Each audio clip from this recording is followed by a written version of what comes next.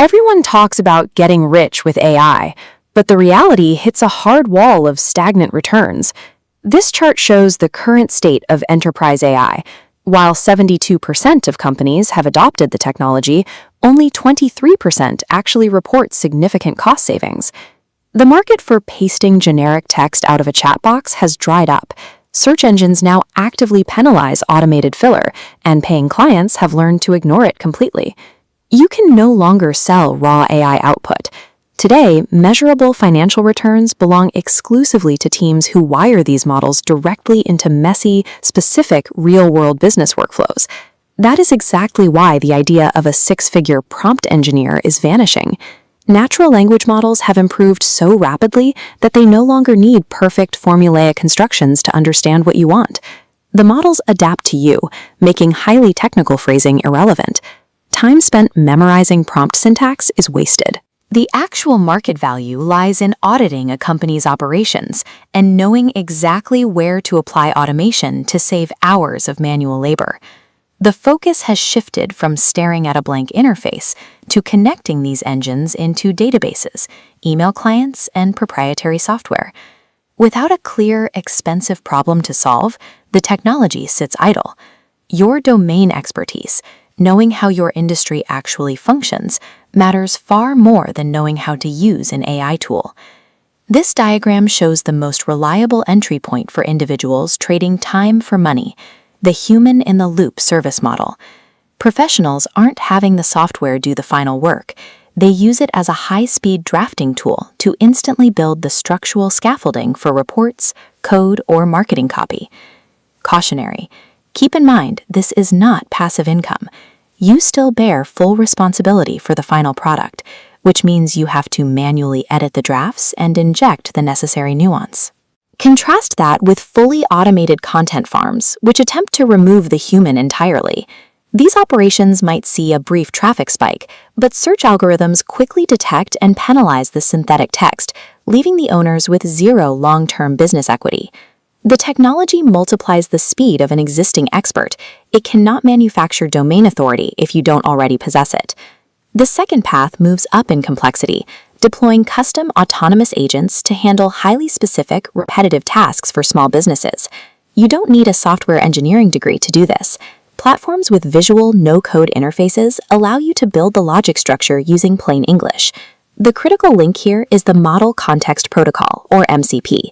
This is the standard that lets the agent securely talk to external applications.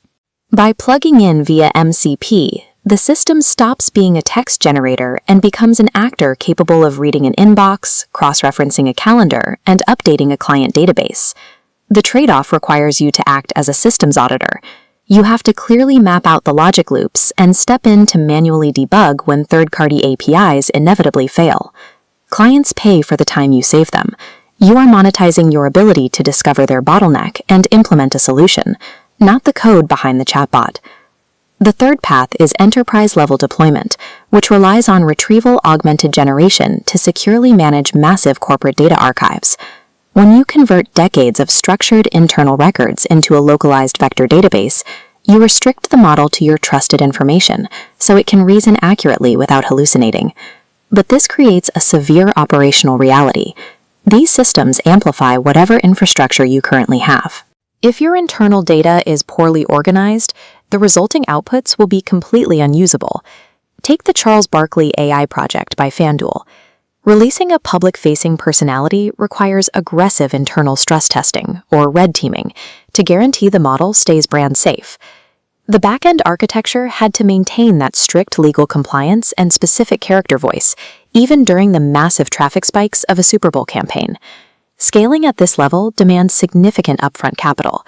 You have to invest heavily in data cleaning and security architecture before a single prompt is ever written. The market reality of 2026 is clear. You do not compete against AI. You compete against other professionals who have partnered with AI.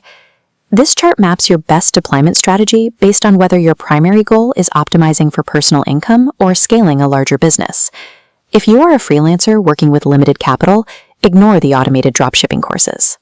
Pick one specific model and use it strictly to accelerate the skills you already offer. If you are a non-technical entrepreneur, learn to connect no-code builders to standard Office software. You can secure recurring revenue by maintaining those automated workflows for local businesses. Your ability to generate a return depends entirely on accurately matching your current capital and technical limitations to the correct implementation path. For enterprise leaders, the directive is to abandon vague company-wide rollouts. Point your budget at a single, highly expensive operational bottleneck.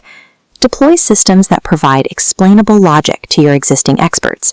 The objective is to remove repetitive friction and generate measurable financial returns, not replace your workforce. Today, the technology is no longer a magic wand. It is a highly capable, slightly unpredictable industrial utility. It works when approached as a rigorous business strategy rather than an isolated tech initiative. Its true value is defined entirely by the specific problem you choose to point it at.